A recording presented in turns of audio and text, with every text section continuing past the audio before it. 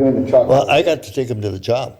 On a frontman job. Me and Right my here. cousin Rudy Rodriguez, who passed. We were 7, 8 years old, and my dad took us to work because I told my dad, I want to spend time with you. You want to spend time with me? I work every day. Come to work. We were 2 little kids on the docks with our motorcycle. I brought my Honda 50, and Rudy brought his 3-wheeler. And my dad would get on the dozer, build his jumps, and he would say, stay away from the train, because the train was very dangerous and very quiet. You can't hear it.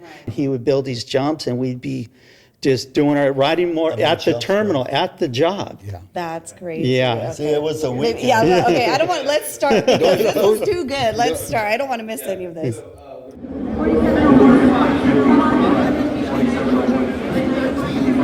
Hey everybody, you're watching On the Waterfront with Coach. I'm Marina Hernandez, 137779.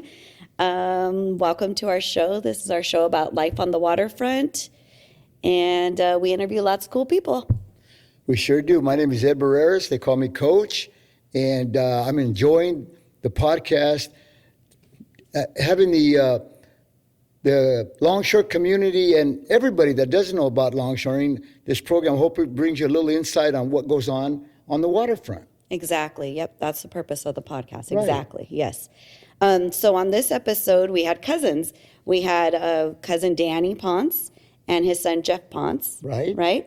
And Jeff made it a point to say you were hounding him, and we mentioned earlier you really wanted to have them on since the beginning of our idea of even having this podcast. So why was that so important to you to have them on? Well, because I knew that Uncle Felo, Danny's dad, and Jeff's grandfather, And your uncle. and my uncle, my dad's brother, I know how influential he was down the waterfront, and I know he started basically started the casual system, and he was longshoring for many, many, many years. He knew Harry Bridges, and that's my guy, Harry Bridges, right? Mm-hmm. And he was down here till he was past 80 years old. As a matter of fact, Danny and his brother Ricky, they retired before my Uncle Felo retired. Yeah. So he loved the waterfront. Can't stop, won't stop. Can't stop, won't stop. He loved the waterfront, and we should know a little bit about the history of Uncle Felo, and he paved the way for all of us. Mm-hmm. One of the influential guys down here. Mm-hmm. There was a lot of families, the Ponce family, the Lomalleys were down here, the Salcedo family, the Grabbits, the Winstons. I can go on and on. If I missed a few, I'm awfully sorry on that. But at one point during the podcast, we'll try to get some of those families to come down and share their experiences on the waterfront. Definitely, yeah. This industry is just so family oriented, or started out with a good, strong foundation. Lots of families, like you're saying, lots of families down here, and it just like solidified. Made the fabric real tight. Exactly. Good, well said. It was basically a lot of family down here. Mm-hmm. We had the sponsorship at that time when a longshoreman could sponsor one guy. Yeah, and so Danny gets into that. So he started even from the 30s. So we're going to start when we interview him, he's talking about life in the 30s down here. So I love it. And I think we should just get straight to it because it's a really good interview. Let's do it. All right. Enjoy the show. Okay, I've got him filming. All right. My name is Danny Ponce. My work number is 4015. Yeah. 34015. Yeah, 03415. And before that, we had when we came in, we couldn't have a work number, so they gave us a letter. And we had a letter with the number too, but it wasn't the kind of number that we have now when I became an ID. The casual was just a number, with a letter. Then you put your name on the letter, and then they call you when there was extra work. That's the way it worked. But it changed because it was a new system. But that's the way we got dispatched. Yeah. My name is Jeff Ponce. I'm 38628. I'm the 3rd generation. It starts with Felo. My father, Danny, myself, and then I have a son named Jeremy who's actually on the docks too. So we're 4 generations of longshoremen down at the docks. So, That's awesome. And it Yeah. all started with Uncle Felo. That's it. correct. That's it. He was the main man. He was the man. He was the man. Now, when did he come down longshoring? I think in 1954, let's see, 51 or 54. And then he sponsored my brother Freddie, because then it was sponsorship, right? So then after that, Freddie got in and he went to the service and he became a longshoreman. So in 1964, they came up again for sponsorship but he didn't have a sponsorship for me. You could only Once sponsor one person. One son. Okay. So he looked all over and he couldn't find a sponsorship for me. So anyway, I used to work with my uncle, cement finishing, so I got in the union with him. And then that's when my dad started the casual. And he started the casual, so I got in the casual. From 1964 to 1969, then they took members in again on sponsorship. So my dad was trying to hustle a sponsorship. Then Ricky got out of the service, and he wanted to get in the sponsor, so he was looking for two. So I don't know if you remember Gorgie Gomez. Sure, what a great Okay, guy. him and my dad were partners, and he had all girls. So he says, I want to sponsor your son, Danny.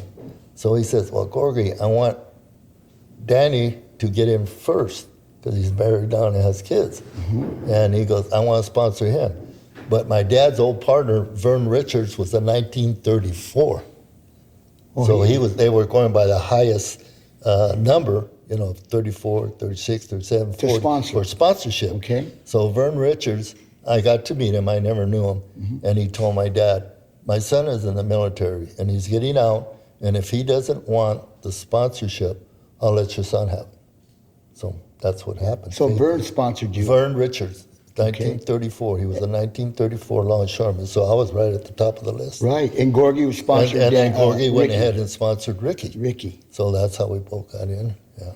Right. I think my grandfather started in 1937 because when he got honored from the Heavy Bridges Institute and the Cesar Chavez Award, it has his right up there. Yeah. So he broke into the industry in 37. Yeah.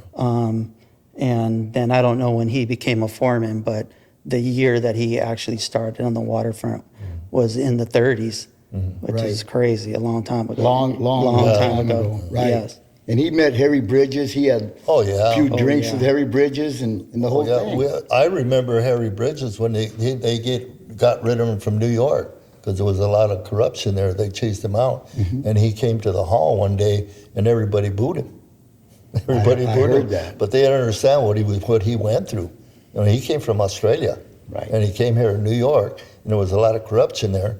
And then they chased him out and he came to California and nobody liked anybody from New York because all the corruption, they didn't want to bring that all down here. Oh, I see. A lot of the mafia was down there. Right. But he was a great man. He's the father of our union. Exactly. If it wasn't for Harry Bridges, we wouldn't have what we have right now. Right. He fought for us, really fought for us. And I've had a pleasure, I got to meet him. Nice. I got to meet him. That's one of my regrets that I never met Harry Bridges. And he was around because Bruce Krieger, he was talking to Bruce Krieger one time at the welfare office, and he was in there, and Whitey Griswold happened to be in there, and he got introduced to Harry. Yeah. So, but Do you have memories of Harry? I beg your pardon? Do you have memories of Harry? Well, what happened is that he came to the meeting to talk, and he was just, he wasn't new, but he was the international president from LA, from San Francisco, Seattle, Portland, and everything. So he would do a lot of traveling. But the union here really wasn't in his, they were suspicious of him. Okay. Because they didn't want him to come down here. So finally he says, I'm coming, because I'm part of this union, and I'm helping you guys get this thing. So as you started talking, everybody started figuring, he is a union man. So he went outside, because like the guys were booing, but I never forget, he says, you know what, I'm not scared. I have bodyguards here. If anybody wants to meet me, I'll be outside at the side door. That's what he said, you know. wow. And then we went out there with a couple of guys and everything, and he started shaking hands, and you know, and that's how I got to shake hands with him. But I didn't have a big conversation with him. But You shook hands with him that day? oh yeah, there was about 30 of us sitting out there, and he went down, and my name is this and this, and yeah. So I'm wearing the shirt, thank you, Uncle Harry, and I got his picture here, but I really don't know very much. What was it like before, and then what did he bring to the union after? How did he help mold the union? A negotiation. He was because you know when our union started, everybody would, you know, they were longshoremen. They came from longshoremen, Banning High School, San Pedro, and everything, and all of our officials would tank tops and everything, you know, and they go to meetings for the LA and everything. And he kept telling me, you can't do that. You got to be representative. You got to start, you know, dressing. So he brought a lot of that stuff, that knowledge that when you go talk to, especially how we got LA, what they are today, is in the kind of our local. All the stuff that came from here, we shipped it down there. If it wasn't for the longshoremen and the port, LA wouldn't, because the revenue they took from us. Right. And they weren't making the harbor, especially what it should have been, because there were no funds. But he was very instrumental in with other people in getting that. So he was a very good speaker. He came there, and when you left, you had your mouth open, because you know we didn't know that much about it. All we knew how to do was unload ships, right? Right. Even my brother Bobby said exactly what Danny was saying, that they booed him, and then once he started talking and everything, and he was a real dynamic speaker. Everybody was standing up applauding him. Wow. Yeah, he was just a great speaker. Yeah, he was. Great speaker. Let's get back to Uncle Felo.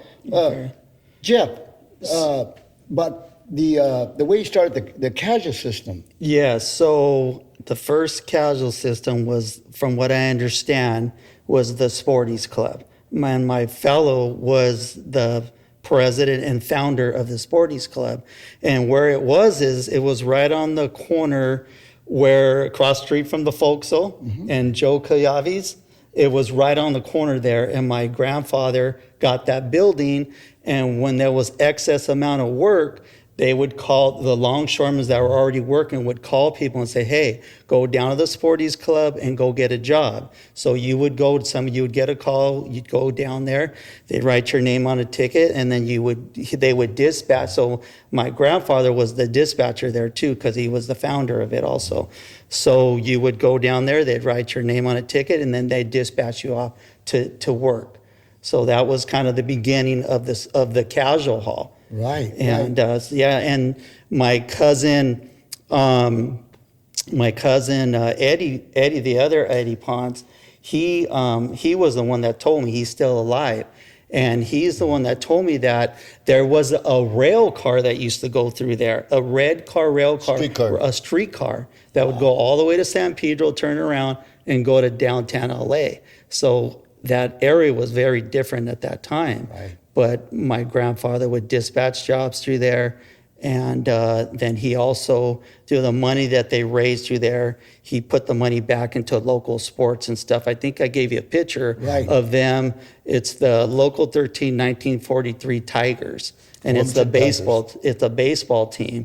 So I don't know who they played or if they played other unions or what, but he's the one that started those. The Tigers. And we had Bob Raines. He was a good ball player, all city and everything. He played for him. And we had a guy, forget his name. They had a lot of guys from college that played for the sporting clubs and everything. And they had a lot of participation in it. It was really fun. So the sporting club is the initial casual hall, right? Because before they would send it to the unemployment office, right? Yeah. So they bypassed that. It went from the big hall to the sporting club. That's where Uncle Felo would be dispatching everything. We had a runner. There was a runner would run down there, and all the dispatchers would have the jobs that nobody wanted or they couldn't fill it. So our local has always stayed at a certain level of workers. They always said, well, I want to get my kid in, you got your kid in. But you got to understand, our work is seasonal at that time. Bananas will come in, the fruit will come in, and then everything will come in before Christmas. So after Christmas, everybody thought there's no work. So it was either feast or famine. So if you overload people couldn't understand this. If you overload the union, there's no work for anybody. So that's what they tried to keep it there, and they did a good job of doing it, our officials. Yeah. They're doing a good job with the casual system as it is right now, Yeah. too. But again, going back to Uncle Felo, he's the initial Yeah, guy he was the one that started, controlled him that started and that. and a few the committee. He had Right. a good committee. I forget some of their names. Loverages, the Loverages. Oh, yeah. in there. A lot of great families, the Salcidos, Loverages. Salcidos, yeah. Yeah. The dad was one O'Malley's. of the original longshoremen here. Yeah. Chito, what was his name? I forget his name. Yeah. It was Christy Salcido's Yeah. dad. Right. Yeah. So what was the cargo like at that time? I hear a lot about the bananas, but hard. what else was Nobody being wanted to work imported? bananas. They didn't? No. Nobody wanted to be a longshoreman back in the days. You couldn't get anybody. You know what we used to do? No. We used to sister locals would come in, like the Harvey Aluminum, American Can Company, they would go on strike, and then the Carlos, the Bakery. the bakery over there, and then we'd get them as sister locals. Fishermen, a lot of the Slavonians would come, and they'd come down, and they'd give them extra work, and they'd go work the bananas because nobody wanted the bananas once you got your ID, because that's all you did. You don't want to see another banana as long as you live. So they were available, so they'd send them down to the casual hall, and they would pick the banana job up, and they'd come down to work, and then at lunchtime, they never came back. Right. The bananas, when I did it, it was in boxes. Yeah, But when you stocks. did it was stocks, It was right? Can you stocks, explain a little bit how that worked, the Well, stocks? okay, they had, I had a great picture I was going to bring, but it was from South America, how they loaded it. They were all stocks. They're about this high. And we had, in the hole, had a conveyor that went down. And you had a 12-man gang. There was upper deck, tween deck, and lower deck. And the elevator went down with baskets in it, and it would rotate like this, a conveyor. And then you send two guys in to break in because the conveyor was here, and then you grab the bananas, the stalks, and you get them and throw them in the bell. Throw them in the bell. Throw them in the bell. And you're always doing that And until they you had to made be room. heavy. Send 4 more guys in, 4 more guys. Pretty soon you're walking from over there to over here. And they had spiders in there. And a lot of people didn't like the spiders. They'd come and dress up with their coveralls and put tape on them like that. But they're like daddy long. They were frozen because they were reefers. Right. But they wouldn't last. They wouldn't come back the next day and everything. But I took them because I was in a gang, and we took them Monday, Tuesday, and Wednesday. And that was a peak day. So we got free hours if you worked them. So we got Monday, Tuesday, Wednesday, and then Thursday we were low. So we took Thursday, Friday, Saturday, and Sunday. So to make my day. They didn't have to add those hours. Yeah, you had to add those. You had to add hours. Yeah. And you didn't have to add those bananas? No, they give later on because nobody wanted it. Oh, you know. okay. So that was the incentive to 'cause, take that job. I got bananas. It was send them to the casual home. Oh, okay. So that's what they did. So they that's didn't have any conveyor, any gravities there? Yeah, well, we had you had gravities instead of the only time they had the gravities when they had the boxes. When the boxes, the boxes. because are you had to gravities. walk everything, and then they got gravities, and then they used to go on a conveyor system, and they'd land on the dock, and a guy would be there as they come and roll them, and they go out to a ramp, and they had a longshoreman that would pull them off. So you had the teamsters 1, 2, 3, 4. So the foreman says, you take every 4th one, you take every 3rd one, you take and you take the last one. So they roll them off, and you were inside the container, hot, and you grab them and you stand them up, and if you fell down, you're just one of you in there.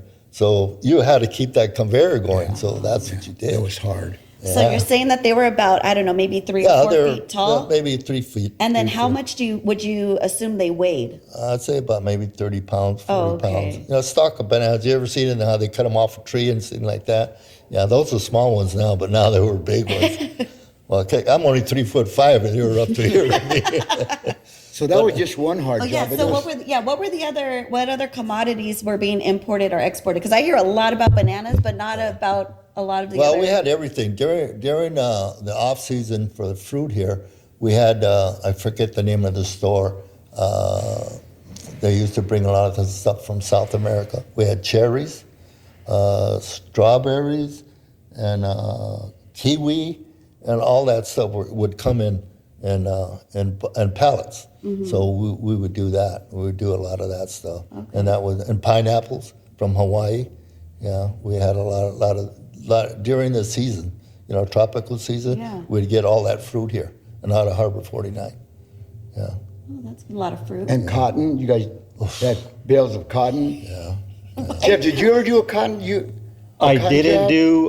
But I'm sure you've seen it with your dad Yes. down there. But after that, they had the squeezes. Yes. And when we did it, you rolled it. The ship was empty. You came in there, and they came 4 at a time with a slinger on it, put it in the middle of the hole, drop it off, unroll it, and start rolling it all the way to the end. The Rolling cotton? it. The cotton, the 350-pound bales of cotton. Wow. And you had a hook. You had to have a hook. At that time, you didn't have a hook. They sent you home. You needed a hook with a plate, or you grab the bale.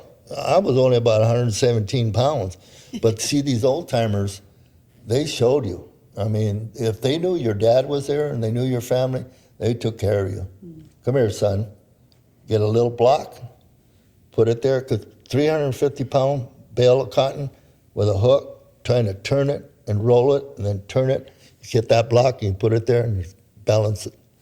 Oh. They let you do that for about 10 minutes until you couldn't move anymore, and they show you. That's right. Yeah. I did that one time, and down the hole was Joe Loco and Hooks, old timers. Yeah. So they were there laughing and everything. Yeah. And then finally they showed us how to do it. It was all leverage. Well, they want to show you how painful it can be. Yes. There's a right way to do it.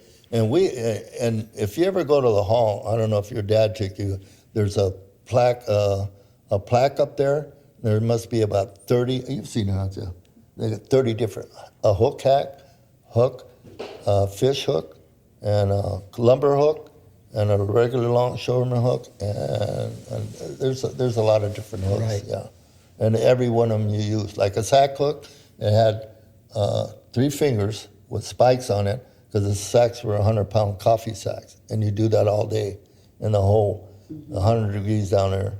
And then you'd put a handkerchief around your neck, because as soon as the pellets would go up, you'd have all this burlap. You could see it coming down, and you go home with all around your neck all day, throwing sack. And that little hook, you have a partner. They always tell you, use a partner. Don't try to pick these things up by yourself. You'll never last. You grab it from this side, you swing it, and your partner grabs the other end, and you both throw it on a pallet. It's from the ground up. From the ground up, from the ground up. Wow. I did, All day. I did. I got the tail end yeah. of all that. You got into the late last part of it. 70s, 80s. Got the tail end of that stuff. And So it's safe to say that containeration and modernization Oh, of the yeah, port true. changed the port a lot. Yeah. It changed the port a lot because people weren't lining up to become longshoremen.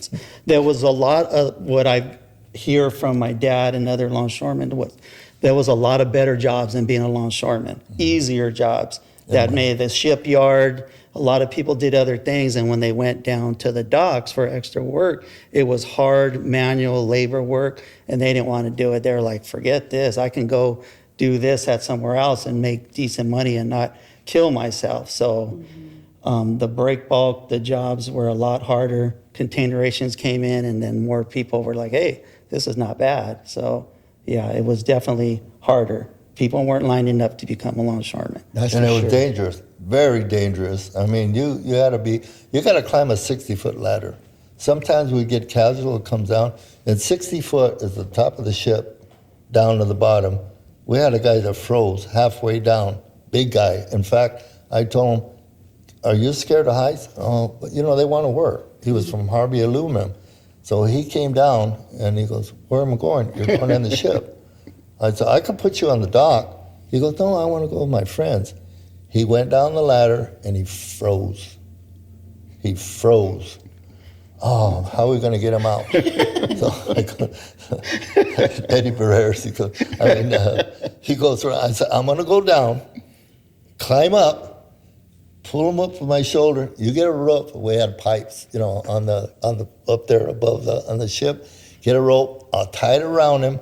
and then we'll hold it, and then when I push him, and my legs are shaking, and we started to push him up, and he wouldn't go. So what I did, I said, you know what, pal, we're going to call the fire. Oh, don't call the fire. He didn't want to get in. You got to get out of here. We can't get you out. Right. I just turned around and I grabbed him from underneath, and he shot up. I didn't know what to do. I just grabbed him, and he went up to the top. So you run into things, guys who that's the way it was before. Yeah.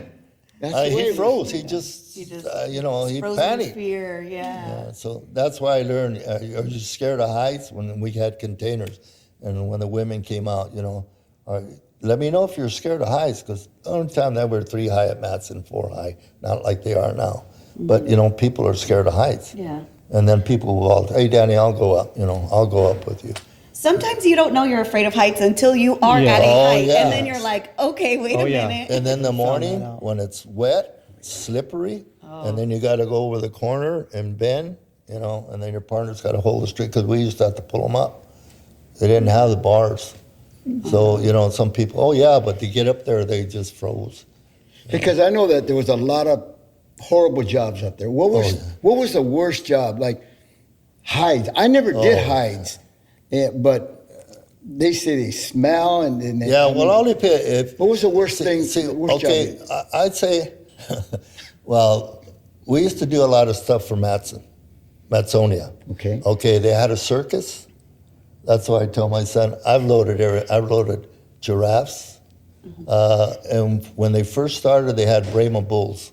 They bring them right here in Wilmington, where the chemical place was at, and they bring the cowboys, and they were what do you call them? Mating bulls from Hawaii, Brahma bulls, so they could have them over there. So they made a corral, and they would go over there and they put them in crates off the trucks, and then I would load them with the winches and send them, and they had a corral in the front of the ship, in the front of the ship, and they had it there with the food and everything, and they would take them because they would breed them over there until they finally came out with that artificial insemination. Like that, and we'd load those. And then the Matson would come in, and the worst job that we had, I remember, because they had a Roro. They had pigs. You know how you see the cattle come in these cattle trucks? Mm-hmm. Well, the guy would come and roll it up and put it, and why they put it right in the entranceway, I don't know why. And they was there for 3 days because we had taken, it was going to Hawaii. Mm-hmm. Fire engine, everything goes to Hawaii, it comes from here. Everything, there were no containers, they're all boxes. Okay. Automobiles, people that when the servers would bring theirs back, and washing machines, everything you could think of, we'd load it. And then it got really bad because the ship would take 3 days to load. And the pigs started crapping all over the place. So when you're there, it smells, so we call the BA. So we're the only ones that got pig pay. Oh, really? Yeah. That was they put in the paper, longshoremen get pig pay. Oh, wow. They give us an extra hour. Oh, nice. Because it smelled, they would, it would go through the floor. Yeah. So it was funny. Oh, Yeah. that's bad. He's talking about the circus, the Ringling Brothers Yeah, circus. yeah, they would They bring go it, up they there. would go down Yeah. there and would take everything Yeah. on the rolls. We had a brother. He just recently passed away.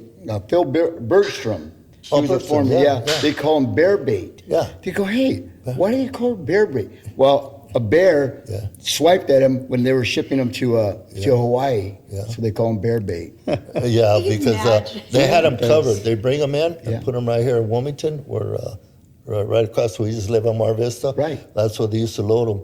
And the guy would come out and say, "Don't take the canvases," because they'd feed them, and they had them covered because the lions were in there, and you could hear them. Oh, yeah. So you didn't do that. And then we got to another one that we got to do is ostriches. They came from Japan, had bought ostriches from Australia. They wanted, because of the eggs, there was a delicacy because the eggs were about that big, like that. Okay. And so what happened, Australia sent them to Japan, I think it was Japan, and they started raising them, and then after that, it went dead because the people that weren't buying the eggs, so they came back to California. So we got them to California right here at Yang Ming. I was at Yang Ming, and they were going to go to Riverside. If you go over there, you can see the ostriches there. So anyway, I was in charge of that, loading them. So the cowboys came, and they brought a trailer, and then we had a van pack, without the tops, the van pack, so Yes. they didn't have tops, and they were supposed to herd them in there. So anyway, I was helping the guy and getting it ready, and then we backed up, and he says, well, what we got to do, he says, you want to help me? I go, yeah. So we got on the rail, and the ostriches were like this, so he grabbed them by the neck, like that, and the ostriches, they want to poke you, how big they're, Right. because their heads are sticking out about that much. Then I put a sock over their head. There were 7 of them in a thing. So I got to do a lot of good stuff like that. It was fun. It was That's really pretty fun. cool. That's It was fun. interesting, That's fun. Well, so you got sponsored in with Peterson. Was that his name, Peterson? Well, what did I say his name? I don't remember. Anyway, Vern Richards. Yeah, Vern Richards, yeah. And then Ricky got sponsored by Gordy, Gordy, yeah. and Coach Uncle Felo had Freddie, right? So that was Freddie was the first one that first got one. it. So that's how you got sponsored in. Okay, now let's go to Jeff here. Yeah. He went through a whole different Yeah. scenario. Jeff, tell us how you got started, because you got very interesting stories to tell us. So when I was a kid, we lived across the street from Danny Miranda, their family on Danny and Wilmington. So Great family. Danny Miranda has a brother named Randy, and Randy was going to be a fireman. He was a typical looking fireman, just the killer mustache, just nice wavy hair, hazel eyes. So I used to talk to him. He's like, I'm going to be a fireman. And I was like, man, I want to be like this guy. All the women loved him. He was the typical looking pinup fireman. So when I was a kid and younger, when I was in high school, my projection was to get in the fire department. So I was testing. Randy told me all the things to do. So I really wanted to get in the fire department. My brother was an 84 casual. And then I missed the 89, 88 draw. I was too young. So I said, I'm never going to be a longshoreman. I'll never have a shot at it. So I'm going to try to go down this fire department gig. So I did all my testing. In 1990, I tested. And I was right there. They had a hiring freeze. So getting back to when we were talking about, I used to go to work with my dad. When I was a kid, my dad, I wanted to spend time with him. So he said, you want to spend time with me? Then you come to work. So I'd go to the Auto Harbor 49, which was the Coke dock. So we'd go over there. There was a superintendent there by the name of Barry Pate. When I was a kid, he saw my dad and he said, hey, what's your son doing right now? He's always trying to get in the fire department. He's like, you think he'd be interested in being a superintendent? And he's like, well, you have to ask him. So he called me and he's like, hey, why don't you come down and meet me? So I went to the old Marine Terminals, their office building. It's by LVCT. It was their office building. So he told me what the job entailed. And I was like, well, look, I'm trying to get in the fire department. I can do this in between. And he's like, yeah, just come on down. So I started as a superintendent because I never thought I would get in longshoring. And let's just say, what is it? Because I don't think we've ever discussed this on the podcast. And we have people who are not longshoremen who listen. So we like to describe the roles down here. So what is the role of a superintendent? Well, back then, it was everything. You had every hat. We used to instruct the longshoremen of the game plan. And when I first came down, break bulk was booming. Break bulk was everything. There was a little bit of containers, but break bulk was booming. So I got introduced into break bulk. And what we would do is we line up the longshoremen, and then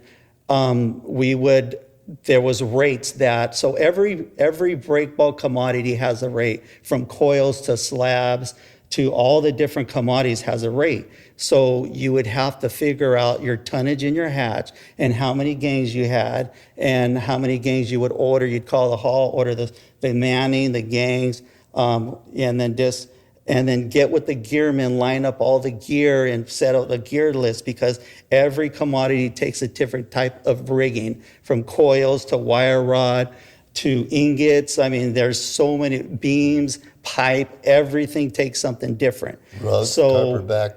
So I had to learn, and I learned through some great longshoremen that took me under the wing because they knew my grandfather and they knew my dad. So they really, really took care of me because I was only 21, 22 years old. So when I came down the waterfront, I was working with guys or foremen that had been foreman longer than I had been alive. So for me to come there, they would say, send that kid up there to the ship. And I remember I'd go up there trembling there, what's your name? And I'd be like, Jeff Ponce. Like, are you related to Bananas or Fellow? And I'm like, yeah. They're like, oh, then they would just, it was a whole different deal the way they treated me. It was just like, okay, what do you need? And same thing with my dad. They're like, oh, that's your dad. I remember at Auto Harbor 49, he helped me do this and that. So I was very lucky when I came in that the longshoremen embraced me, especially the old timers that knew a lot. And they really helped me through that break bulk era to learn all the different commodities. And the superintendents now, if any superintendents are listening, they got it easy. We had one superintendent per shift. Now there's like 4 or 5 of them crawling around everywhere. 5 or 6, 7 of them. So we did air. We passed out the radios, passed out the equipment, just organized so much. We had so many different hats. At the end of the shift, we had to line up the previous superintendents and so they can relay the message to what's going on. And it was just a lot, but I learned a lot. And we had Del Trader. Remember Del Trader? Del Trader, yeah. Good man. Yeah. When I worked with Danny, we had Del Trader. You know what? Gal Trader, when he was gone, they used to blame him on stuff on vacation. And he liked the longshoremen. Me and him were very good friends, and because he was a good guy, he was honest. He said, Danny, I'd go up there and they give, like Jeff says, they give me the paperwork and they want this and they want this. And then we were getting bigger and bigger, so the facility was getting bigger. So we started getting more stuff, big, heavy equipment and stuff. So anyway, I told Al Trader, we can't do this anymore. Like, you don't put break bulk and you don't put containers together because we had a small yard and people are going to get hurt. So he says, well, they told me to tell you to do it. I said, okay, you know what? You just go tell them that you told me and then we'll do it our way and don't say nothing and everything will be cool. Right. So it worked like that, He understood longshoring. Because the superintendent essentially is the middleman between the company and the longshoremen. They're He's in charge of the foreman, telling me what to do, and then I tell the longshoremen what to do. So what was interesting, what a lot of people don't know, is a lot of superintendents like myself were casuals. They did both. There was a few of us that were able to be superintendents and have casual cards also. So not all the companies, right? Not all the companies did, but there was a lot of us that did. There's a lot of superintendents that are still down on the waterfront, like I was, that are longshoremen currently. Some even held positions, high positions, like trainee, Paul Trainee. He was Local 63 president. He was a superintendent with me at Marine Terminals. How about Raleigh? Raleigh was another one. There was a bunch of them, and. When you're on the waterfront at that time, you got to keep your ears open because at that time, planners weren't Local 63 planners. They worked for the companies. The planners were the companies. And when you got into a company, like let's say Marine Terminals, you wanted to be a superintendent because you made more money as a superintendent. The only planners that made good money were guys that had been there for years and doing it for years. A lot of the jobs we did as superintendent was planning vessels also. So it wasn't part of Local 63. So all of a sudden, I seen some of my superintendent friends switching over like, oh, I'm gonna be a planner. And I was like, why are you gonna be a planner? Why would you want to do that? Well, they caught wind that, and I think it was a good thing, Local 63 wanted to bring the planners in under their umbrella so we'll have more jurisdiction to our work. Best thing that's happened. But unless you knew and you had a little bit of inkling that something was going to happen, if I would have known that, I would have said, I'm switching from a superintendent to a planner because I could have. I had the opportunity to do that, but why would you do that at that time? Because I didn't know that they were going to get absorbed into Local 63. Great point that you just brought up. So I could have got in so much later, but I don't care because I learned so much through these awesome longshoremen that taught me. I call them characters in my life that have really molded me. I had foremen like George Hilbert, Squidhead Jack Mathelin, Billy Moses. These are guys that were just workers, grinders, that just taught me so much, took me under the wing and showed me the break bulk, because break bulk was everything.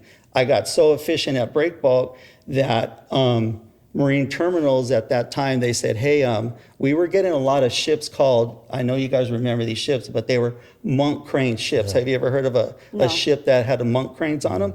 Well, it's a ship that has break bulk, but they have 2 cranes on them, and they look like a transtainer on top of a ship. And they gantry back and forth, and they have these wings that flare out, and when they open them up, when they get on the dock, and then the spreader could go all the way out to the dock with the cargo that they have on them. So that was a ship that we used to get all the time. It was called the Bellwood and the Bell Timbers at Long Beach 30 before LBCT was even there. So I got really good on those vessels. So they used to fly me to Oakland to work those ships all the time, because even though that the longshoremen did tons of break bulk in Oakland, they didn't do those particular ships. And those particular ships, you have to know how to rig the gear, because you can damage equipment or damage cargo if you don't have the right rigging. And these monk cranes had so many different types of commodities that if you didn't rig it right, you would damage the cargo. And you would have to instruct every cargo had to be handled on the dock a certain way too. Like you couldn't pick up coils with forks. You'd have to put the bull pricks on them, because you would damage the interior. And so every cargo had a specific way to handle it. So I would go there and line up all these old timers that knew break bulk, but they didn't have these specific ships. So I'd go there, they'd give me an expense account about myself. I was nervous because I was in my early 20s and I was working with these guys, but they knew I knew what I was talking about. And then once I lined them up, I'd work all day and I had to line up the superintendent at night, and then I'd get to go to bed, and I would be there for the whole duration of the ship.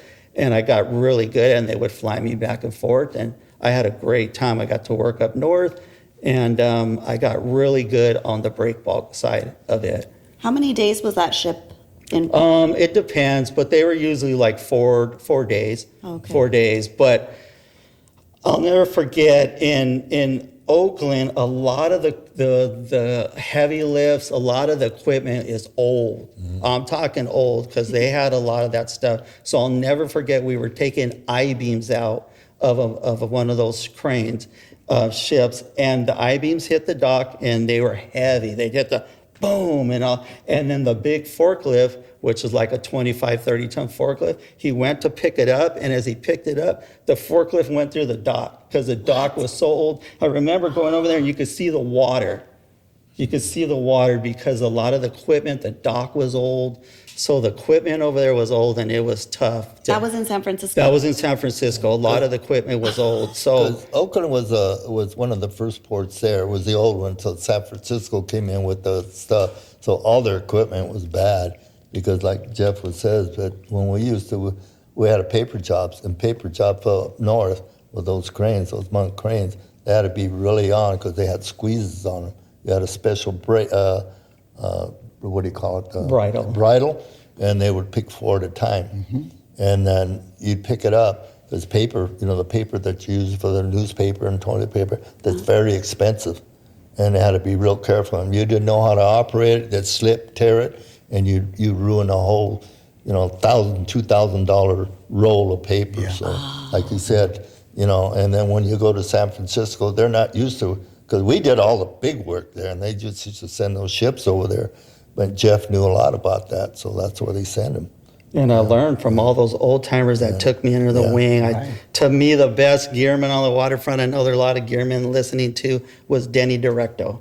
I mean, the guy was he's a friend of the families. And he's part family. Part family, and this guy was just a workhorse. I used to have to give him a list of all the equipment that we would need. I'm talking about chains and bridles and shackles and different types of slings, and he would just go out there and he'd help everybody. He was just God sent to me, because having the right crew would just be essential. I got to work with some just longshoremen that had so much respect, like Ponce de Leon, Ray Ponce de Leon, was just another guy. Like, so going back a little farther, I was a superintendent for 5 years.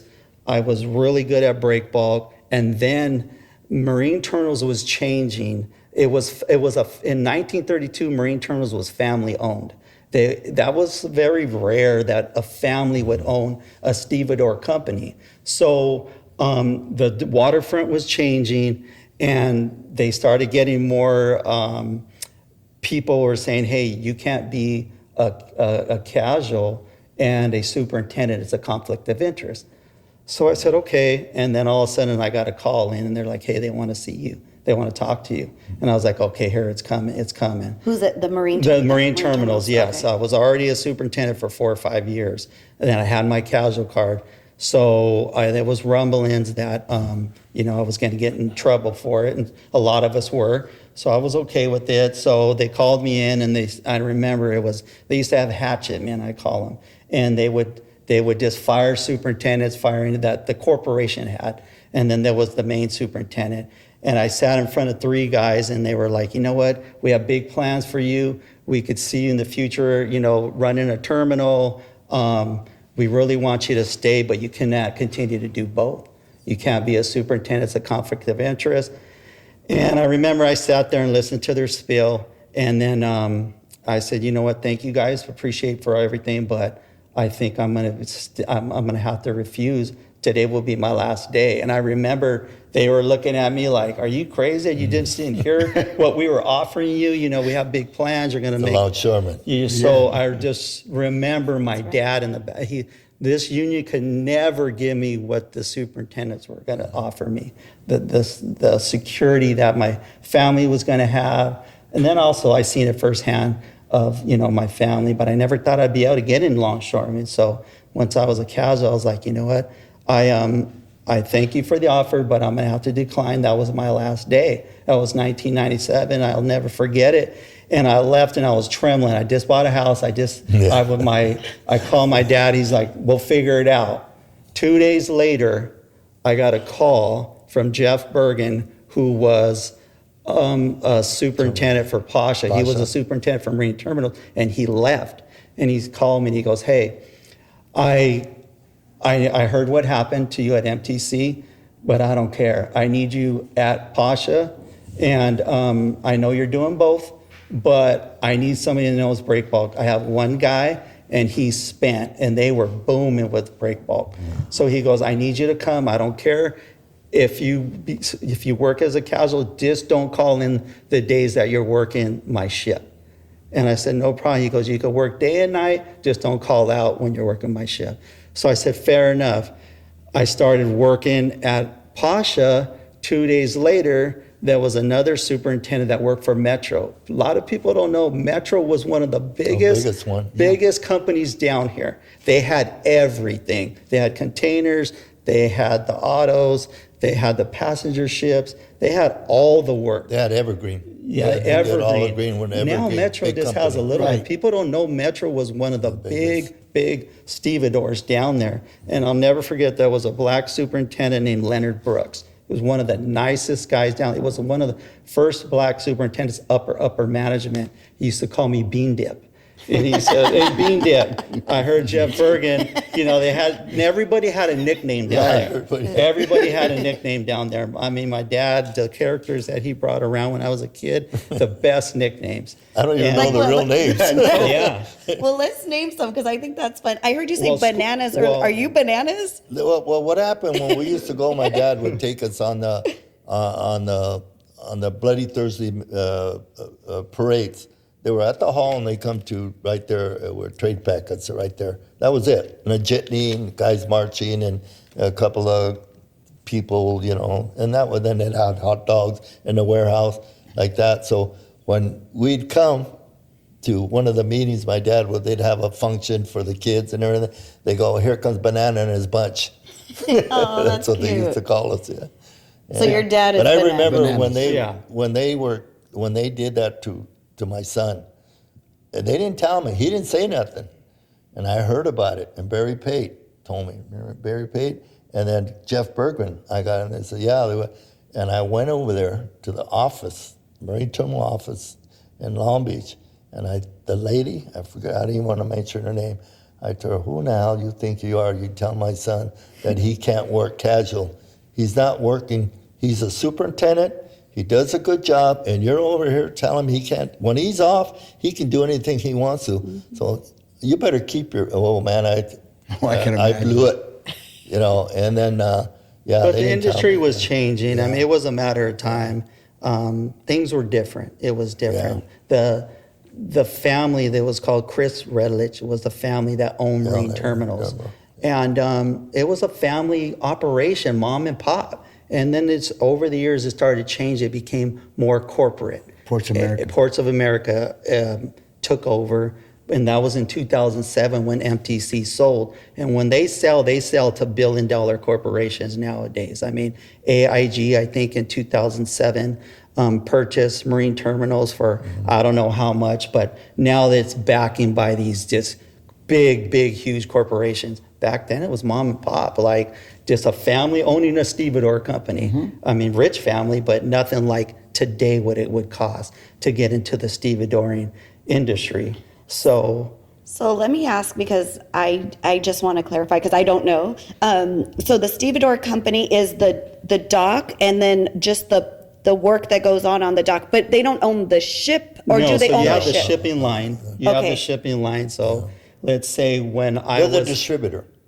When I was at a distributor, they coordinate what's coming over, and they had a fleet of ships, and they coordinate with them, and they had rugs, paper, cotton. That's why I worked for Marine Terminal, because they had everything on job. Yeah, they had all the work, steel, whatever you wanted to do.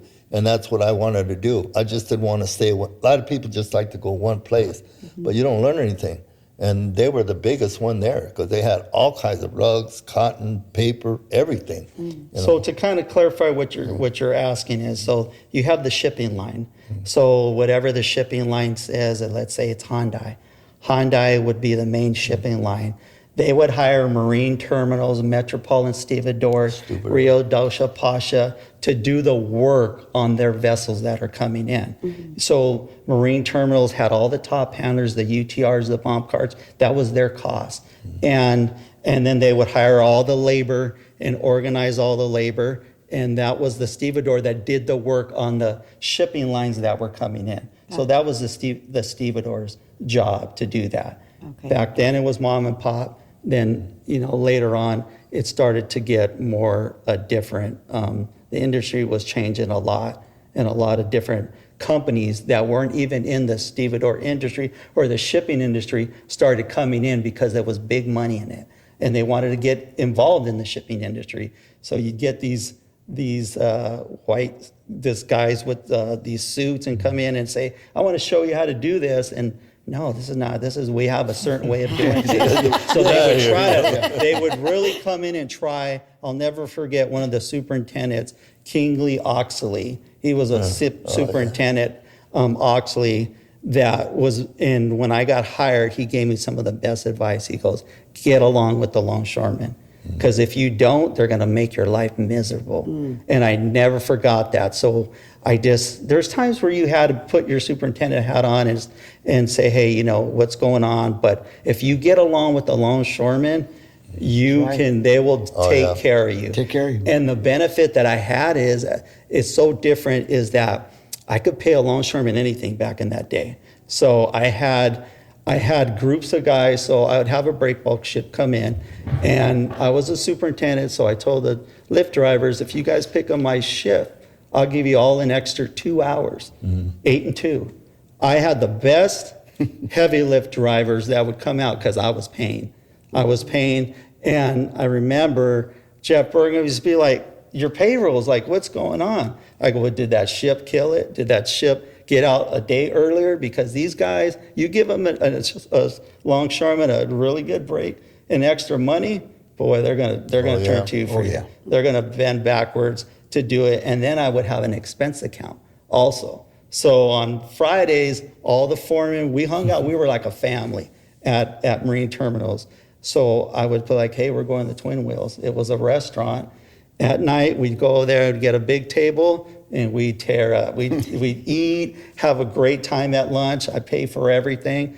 So I really got to bring all the labor together. I would have foremen, I would have lift drivers, I would have the gearmen. We'd all go eat together and just spend time together, talk about work, talk about when we come back, what we're gonna do.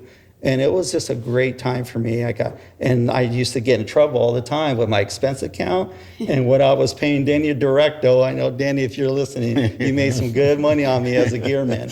Killed it, but I needed him. He was my right-hand man, and if you had the right people, and I remember I was talking about Ray Ponce de Leon, and he was a foreman then, and I was a superintendent for Metro, working per diem, and he would pick up my jobs because he knew I would be there, and having him as a foreman on the dock was having everything, because if there was any problems, I'd say, hey, Ray, and he had so much respect from all the longshoremen that anything I needed, he would ask, and they would just, boom, it would be done. Right. It would be done because he had that much clout. And it was like that with my dad and my grandfather. But I remember particularly Ray Ponce de Leon just being an awesome foreman that worked with me. I could ask him to do anything, and he would really handle the job, and just, if I had any problems, just...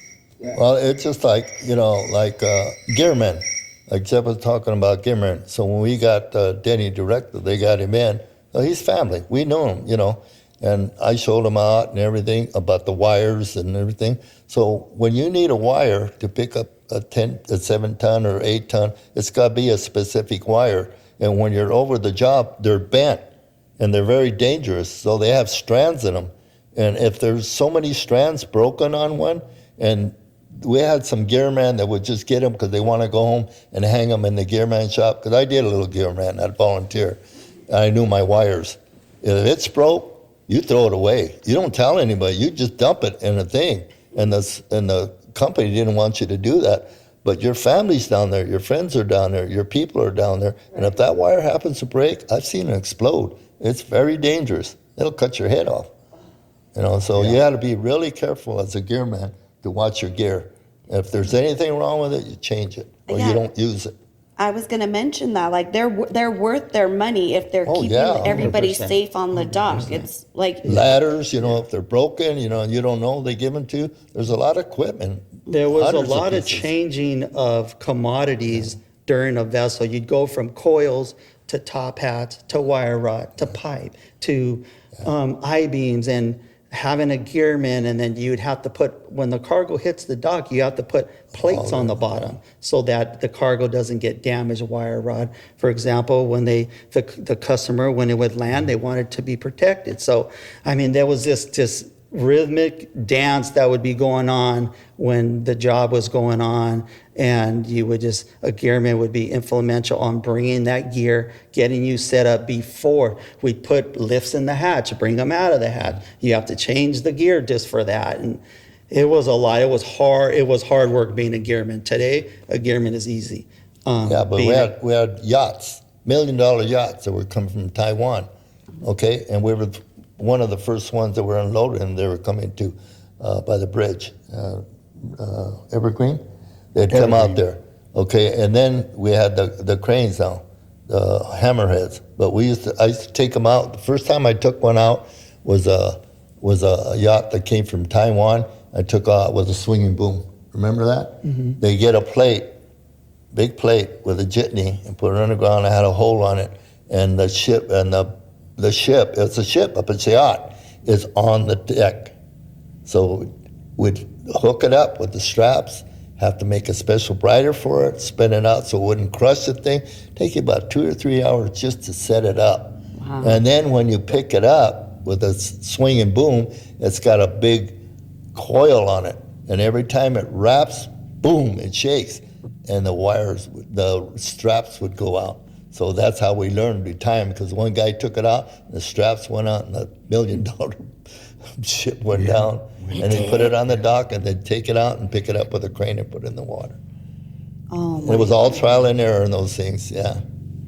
Yeah, and when I was a soup, at that time, Australia had a big building boom. They were building so much over there, and we were sending so much cargo to Australia.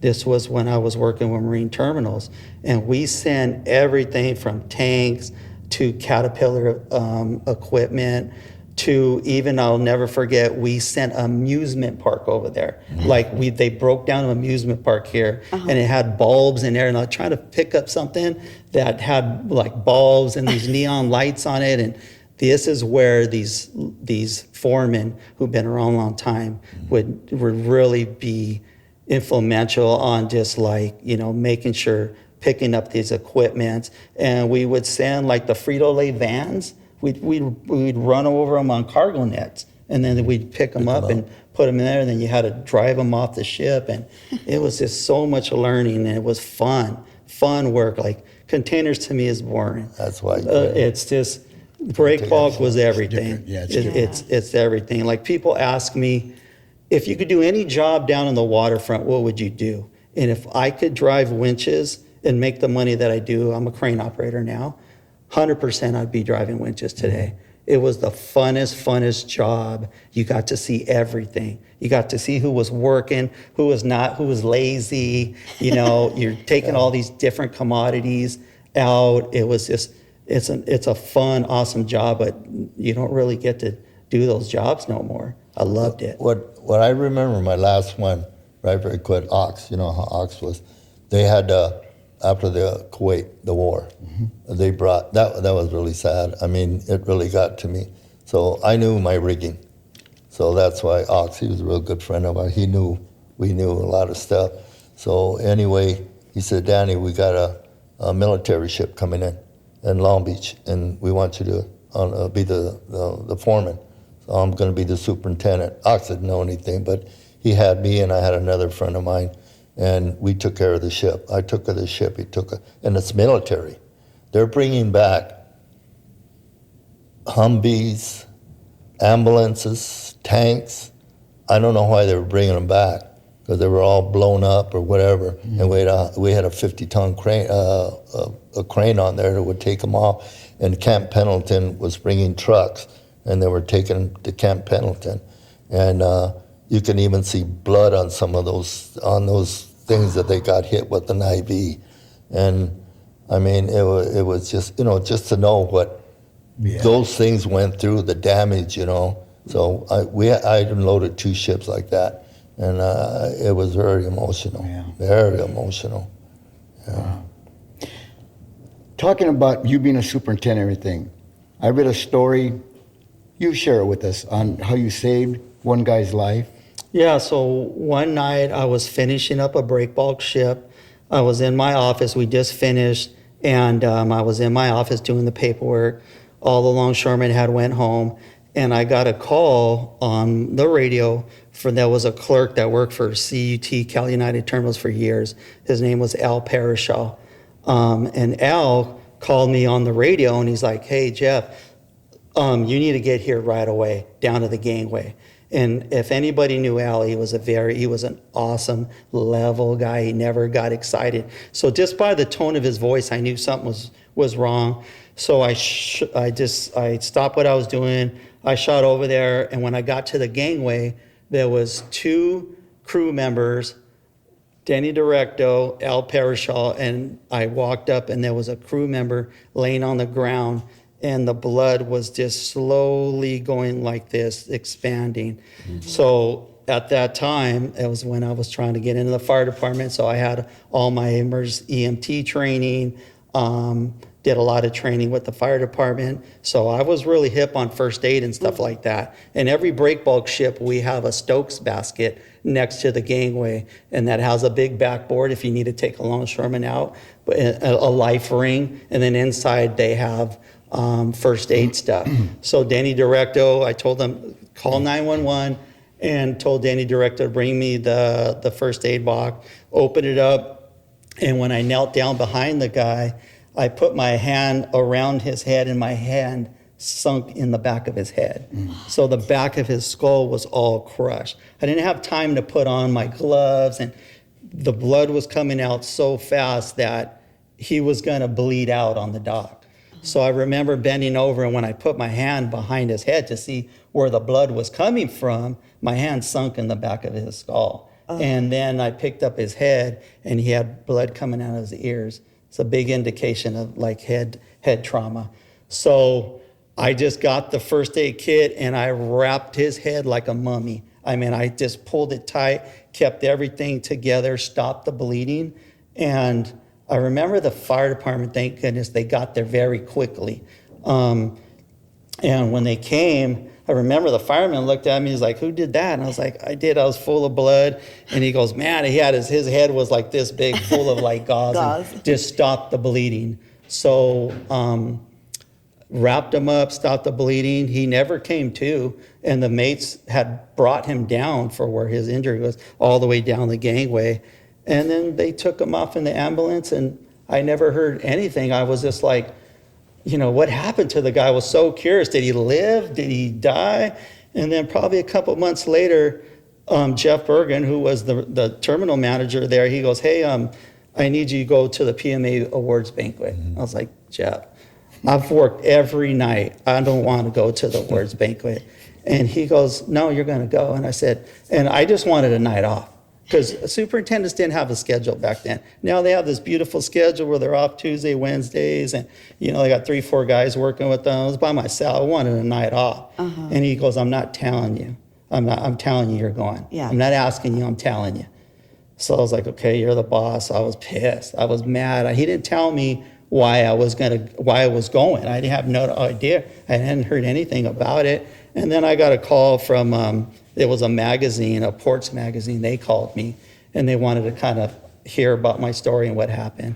I told them. So when I went to the awards banquet, I didn't know, and I got that award from PMA for life saving. Family got It to was go. We all got it was to go. really cool. So you saved his life. Yeah. Yeah, he lived. He lived, and Did you find out what happened to him? I always wanted to know, and I didn't, because you got to remember these crew members are from. He was from the Philippines. He was from the Philippines, and they're very poor, and they just get on these ships. They're there, and then they go home, and you don't see them for months, or when they come back around on the vessel. But so I never knew. There was nobody I could call. Who can I ask about this crew member? And I don't know how long he was here. They had to ship him back to the Philippines, but he survived. I know he did survive. I don't know what the extent of his injuries, but it was I'll never forget, put my hand back there. And yeah. So the crew members, when the ship would finish, they would have to put the gear away, the booms, the ships. They lay 'em down. The ships, they would lay them down in a cradle. And in the cradle, they would climb up like these little monkeys, and they'd climb up this long ladder with no protection on it, and then they would get a wire and secure that boom so that it wouldn't move when it was out out in seas. So that's what they would do. But back in the day, the crew members, they used to do a lot of karaoke. They loved karaoke, and they'd have a I good feel like time. they still do. They had a lot of good times. So Yeah. I don't know if this gentleman that night was having a good time, but he climbed all the way up. That was his job. He had to go and secure the boom and lash it down. And when he got to the top, the very top, which was high, he lost control, and he fell all the way down, and he hit his head on the back of the hatch lid. The hatch lid, which is my. just pure metal. Well, you got to remember these Filipinos, and they don't have any shoes, steel toes. They're wires. They're cutting. They squat with flip flops on. So they give us equipment, coveralls and shoes. And I used to ask them, because I got to know them because they used to come to the port every week, And I tell them, "Where's your shoes at?" "Oh, no, I had none." "What size you wear?" "Oh, 5. I go, "Well, they're 9.5. I put paper. So and then my coveralls, I give you a bunch of them in uniform. So I give them to them, and they just put them on. And they all had Ponce on them. When they come in. They didn't have nothing. They're on the ship 12 months. They go home 2 months. Yeah. Yeah. Wow. It's sad, Yeah. And then they don't see their families, And I remember this one guy used to come all the time. He goes, "Hey, Ponce," because they had a town, Ponce, in the Philippines, and he would tell me, he goes, "It's my birthday. It's my son's birthday, and I haven't seen him in 6 months. And they had a church that would come over and take mail, for foreigner ships and take them whatever. So I told my wife, I says, you know what? This guy hasn't seen his kid or whatever, so let's go. So we went to one of those Kmart's or something like that, and I think it cost me $20. I got a backpack, I got a Dodger hat, because they always like that, Dodger hat, and some socks and a T-shirt, and a little book with pencils, and I put it in there. And then the ship was leaving, because, day and night, so you have day cruise and night, and he was asleep, I guess, he was working that ship, and I asked, where's he at? And I told the lady, we'll call him, because the ship was leaving the next day. And he came over and I gave him it. It was like I gave him $1 million. They were, they were hard workers. Yeah. They changed the wires and, oh man. Yeah, I'd love eventually to have a crew member on. That's an interesting life. Yeah. You're on the ship. Sometimes the ships come over and the cans are toppled because the seas are so But wild. you can It'd be imagine cool to have the ships before with the wires. You have to change the wires, put the booms down, change the shivs on them, and they're climbing.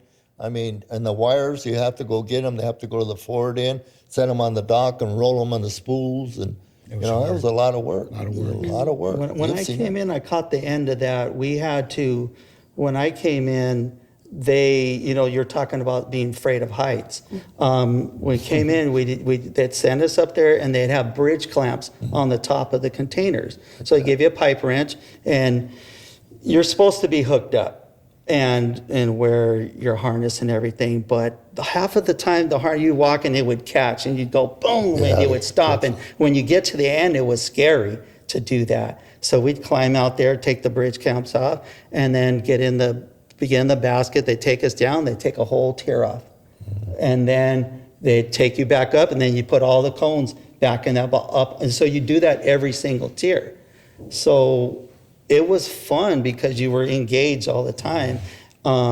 Before they had the automatic cones now that they do now. Now a crane operator picks up a container and it comes down and it comes down on a bomb cart, and the sweemen take it off and put it in a bin. Before, you have to go aloft every single tier and take off every single cone up aloft. So if you were afraid of heights, I remember one of the girls I got in with, she said, I'm not afraid of heights, let's go up there. So we went up there, and there's a gap from where the spreader is to the container where you'd have to jump across. And it's about maybe that big. And I remember she was just like looking at that gap, and she did not. And I go, what happened? She goes, oh my God, that gap is just freaking me out. Like, just don't Could have been this. See, Yeah, even nothing as was a true. dock boss, you're in charge of, 3 people going up. You have to go up with them, as the foreman. So I had these 2 girls, and the first thing I always remember, are you scared of heights? Because I don't want you up there if you're scared of heights, because you can push somebody off or you could fall. Yeah. Oh, yeah. So if they didn't want to go, I always had somebody go, hey, Ponce, I'll go up with you. Yeah. And they would go up there. But you had to ask that, because some people would say, yeah, like Jeff says, and when they get up there, it's a whole different story. Because you have to unlock them. You used to have to unlock them with a pole. And like you said, you used to have that harness there. And I never forget, I'm on the dock, and I was asking, and there was this one girl, she's a good longshoreman. She was a good longshoreman. And Elena, she was one of the first women there. Yeah. And they bring the harnesses out. So I'd call the gearman, we'd take the harnesses, I'd lay them down. I never wore one, so I don't know how to put them on. You know how you put them on like this and put them on like that. So I told Elena, come on, you're going to go with me? And she goes, yeah, Danny, I'll go with you. So I got the harness and I laid it down. I go, put it on.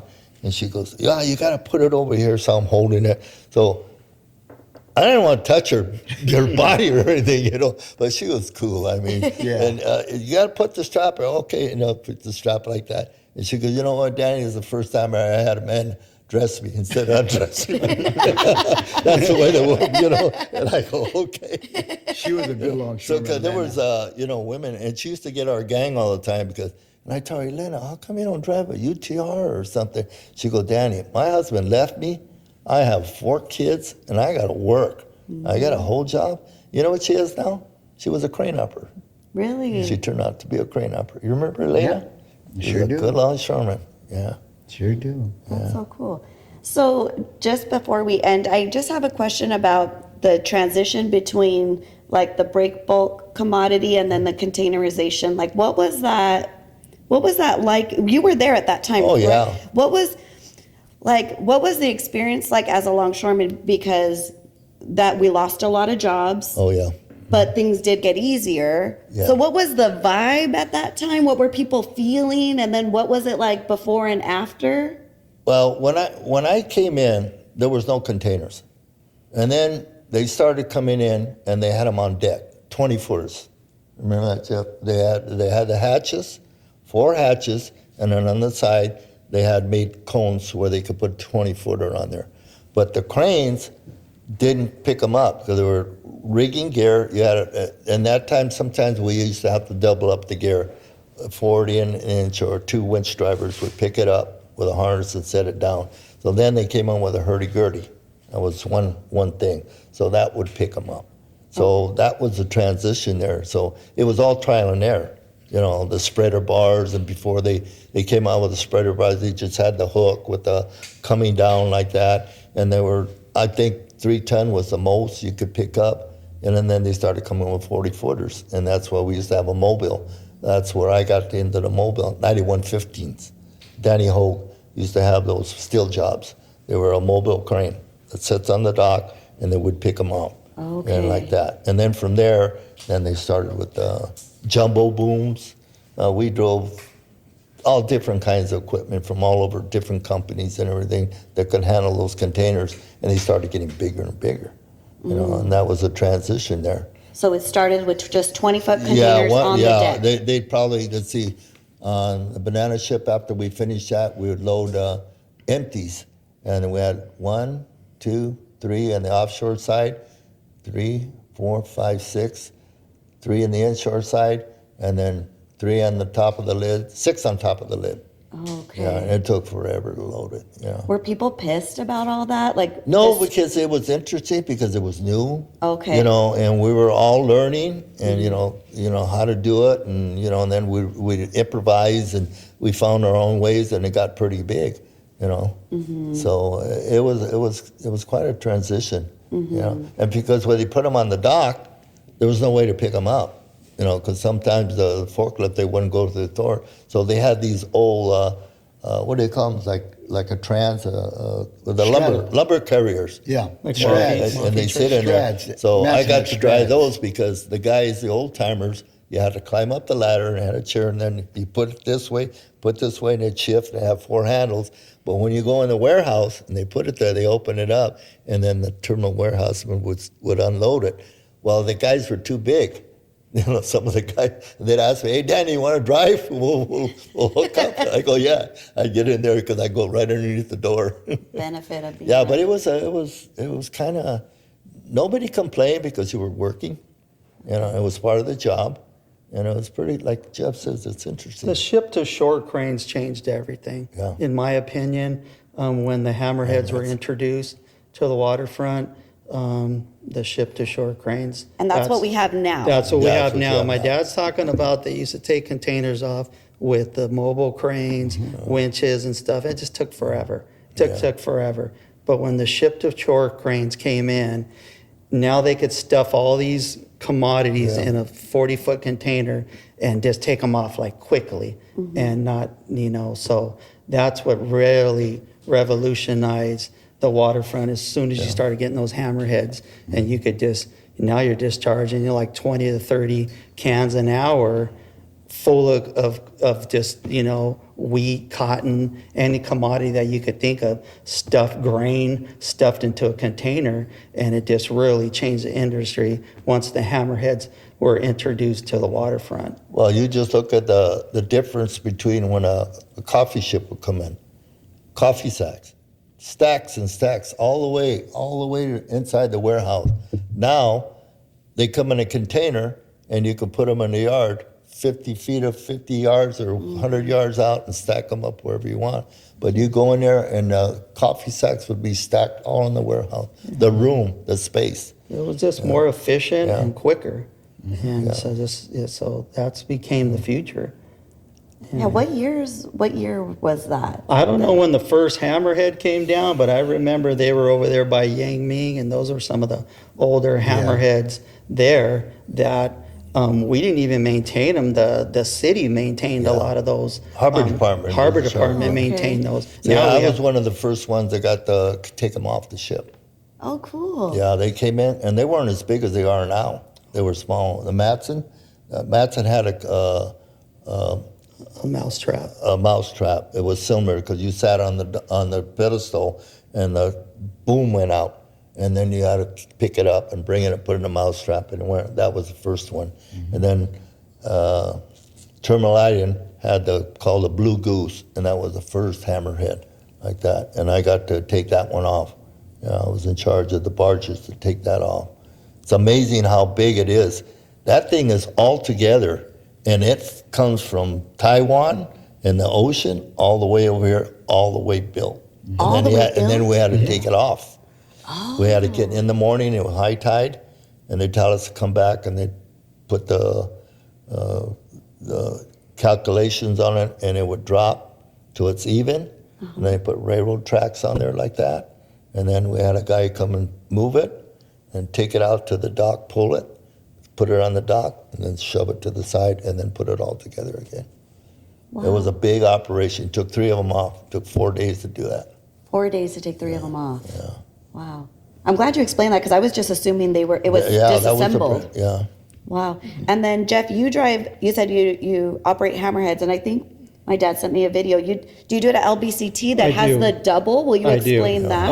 I That's work amazing. at Long Beach Container Terminal, and in my wildest dreams, I never thought a hammerhead would have 2 spreaders on it. And Something. now they do. From the time I started at that terminal had slabs coming through and all break bulk. It had the bananas on the other side. We took everything, every commodity off there. And now it's an automated terminal in the short time of years I've been down here. So time goes by very quickly. So these cranes that are at LBCT now, they're the only cranes in North America that have this option that they could do it. So you have 2 spreaders on your main trolley, and we could take 2 40-footers off at a time or load them, or we could take 4 20s off at a time, discharge them or load them. And it's funny when I go to the hall now and I go volunteer, and people, hey, Neil, where you been at? And I'm like, I'm at LBCT. And they go, oh, you just press buttons. Like, you're like George Jetson just doing that. And I just kind of laugh and I go, yeah, but it's a challenge. These cranes, the things that we can do with these cranes is amazing. And what's very difficult is that when you have 2 containers on your spreader, you have a landside container that is blocking your waterside vision. So you have 2 containers, but you can't see your waterside container because your landside container is in front of it. So when you're loading 2 containers in a cell, you're actually physically blindly loading that one that's on the water side. Mm-hmm. So everything is through touch. So trying to get it in that cell and trying to land it on cones, trying to land something that you cannot see. So it takes a lot of skill. If you're heavy-handed, you cannot drive at LBCT because you will break apart constantly. They're married together by these clamps and these ramrods that hold them together. And if you're a rough driver, you're going to have the worst day. So you have to have a really good touch. And I'll share one thing. We have a woman, female driver, Irene Amesqua. She drives down there. And we call her Butterfly Kisses because she has one of the softest touches. And she does a great job. She's the only female crane operator at our terminal on the day side. We have some at night, and she does an awesome job. And it's very difficult to drive those cranes with the 2 containers on your spreader. But it's it goes to show you that, the changes we've gone through. I mean, when my dad started, it was a big, it was something for me. And then him, and then I see what he did and everything. And I always look and tell people at, where I live on Huntington Beach, they don't even know what a longshoreman is, But the changes and how they started here and how the Waterford became what it is, and just that that crane they sent over here to LA tells you something that our workforce here, longshoremen, are doing all this new stuff and are making it work for the commodities that we have. It doesn't care what it is. I've loaded the wings for the turbines that came there. We were the first ones that done it here. LA Harbor did all that.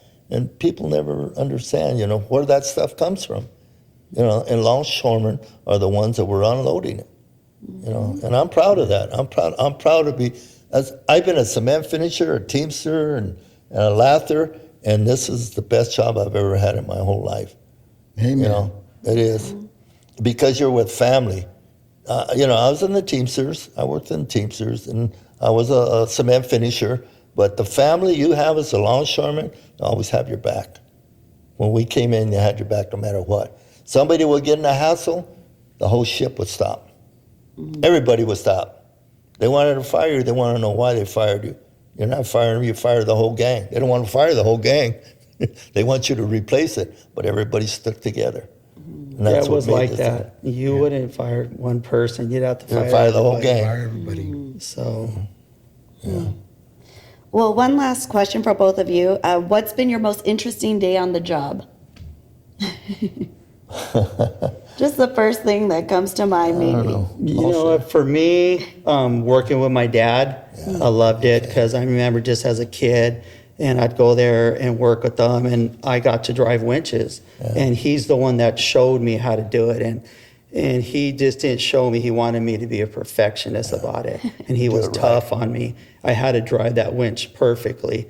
So I would go there on my own time, and at lunchtime I was like, I want to learn to drive winches. Well, come up and you're going Come to on take up, the cage lunchtime or in and whatever. out lunchtime. So that was my favorite part, showing up, him showing me how to drive winches. He would make sure that when I came out of the hatch, that I would just be skimming the rails. Where are you going up so high for? Where are you going? And I want you, if I had a cigarette in my mouth, I want you to knock it off my head. And I was just so tough on me, but he really taught me how to be efficient and a good Safe. winch driver, safe. So Made you a good longshoreman. Yeah, working with my dad for me was the best part of my. And I was so proud, when you have your son, and especially when this guy came to work for me. Hey, cousin! How many cousins do you have around here? I go, we're family, brother. That's right. Right? That's right. That's right.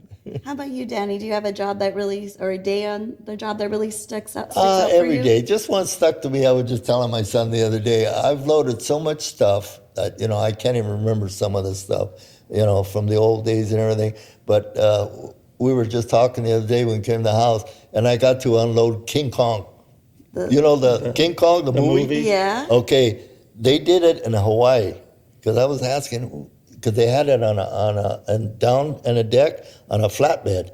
The whole statue, they made a mechanical thing. Did I take you down? Yeah, he took me as a kid. I got And to then see King Kong in the I warehouse. unloaded it, was and they put it in amazing. the warehouse. I don't want to put these kids to show them, hey, your dad unloaded King Kong. King Kong. That's So that was really cool. That's something, huh? That's a good Yeah, one. they Hollywood they did it in Hawaii because they got the place in Hawaii. It looks like a jungle, and they made the movie there, and they put that thing up. So when they call, and then I got to unload London Bridge, the London Bridge. You remember when it came in? Yeah. They took it apart, and they brought it in about 10, 11 ships, big blocks on pallets, and the trucks would come in, and you'd set it on top. I caught it as a replacement because the guy was gone, so I got 2 days to unload it. Yeah, big blocks.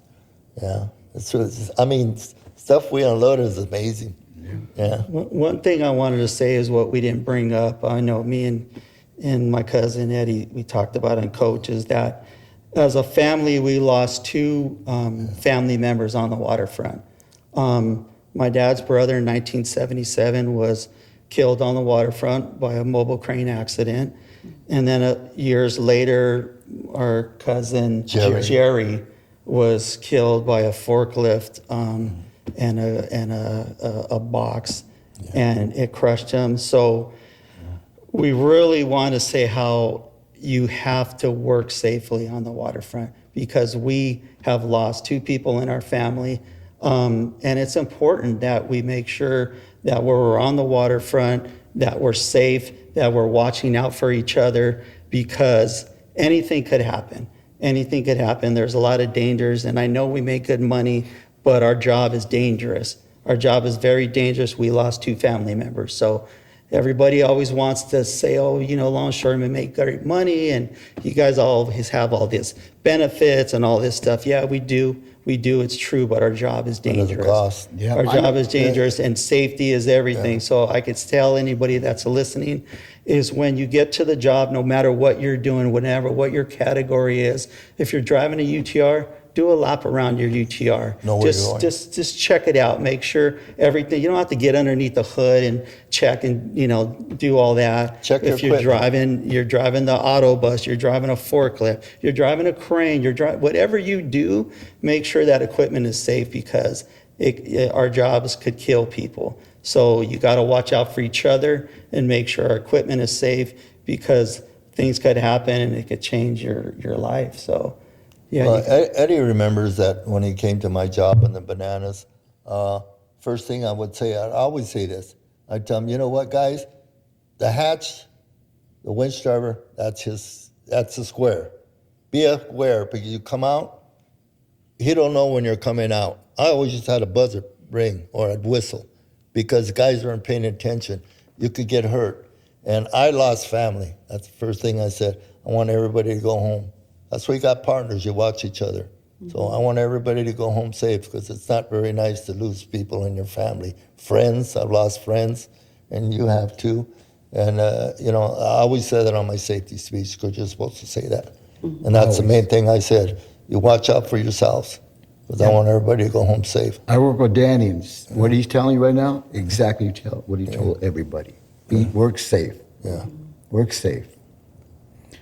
Wow, this is a great interview. I love you guys, man. Well, I couldn't I sleep wore, for a my, I month. wore my hat in honor of Coach. I was like, Yeah. whenever I see I should him, have worn mine, because Yeah. I see him, and he's just so welcoming. Every time I see him, hey, cuz, gives me a hug. How's your dad? And I just feel like so much of a connection with you. I appreciate you having me and my dad on. Oh, yeah. I put my hat on just for you today, because you. every time I put it on, I think of you, I think of my dad, I think of all the old timers. It makes me feel connected. So when I wear my hat, it really makes me think of Coach and our relationship and just all the old timers that came before us. We owe so much to them. Oh, yeah. We owe so Yes. much to them that people don't realize how much we owe to these old timers. Everything that we have on this waterfront is because of what they did for us. Yeah. So the best thing you could do as a longshoreman, if you're not involved in politics or anything like that, just when you go to the job, represent the local that you work for the Wear your best way you shirts, can. longshoreman shirts. Just by being a good steward of our job, a good member, treat the other members the way you want to be treated, and and look out for each other. That's the way you pay back the union, even if you're not involved politically. You just be a good longshoreman, have a good name for yourself, do a good job, and that's what makes us shine. just like Hawaii, when I got around the neighborhood, hey, you want to donate, what's it for longshore in Hawaii and stuff like that? I'm not a longshoreman anymore. Okay, the Mercy ships used to come from San Diego. When they had the big typhoons and everything, you go donate 2 hours. If you're working 4-4, I want to donate 2 hours to the winches, drive the winches to put the stuff. You go to the Union Hall, they're always having Christmas parties. Take something over there. Even if you're retired, you're still part of the family. That's right. Look how this is right there. This is really makes me happy right here.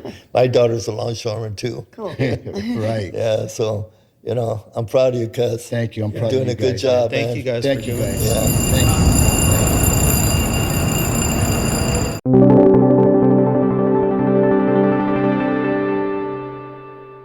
Thanks again for listening. This has been On the Waterfront with Coach, hosted by Edward Barreras and Marina Barreras Hernandez. Production and engineering by me, Buddy Barreras, and recorded in collaboration with the Avalon Arts and Cultural Alliance. Proudly made in the heart of the harbor, Wilmington, California.